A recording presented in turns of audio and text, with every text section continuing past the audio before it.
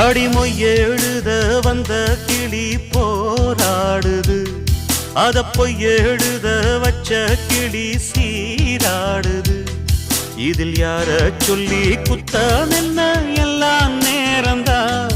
அடி உன்னோடு சேராவிட்டால் என்றும் பாரந்தான். தித்திக்கும் செங்கரும்பே இத்தனை நாள் எங்கிருந்து, மொட்டு விட்ட தேனரும்பே போதுமடி உன் குறும்பே. விட்ட குறையோ தொட்ட குறையோ இந்த உறவு என்ன முறையோ. ஒரு கோல கிளி சோடி தன்ன தேடுது தேடுது மானி, அது திக்க விட்டு திசைய விட்டு நிக்குது நிக்குது முன்னே. இப்ப வருமோ எப்ப வருமோ ஆசை பிறந்தா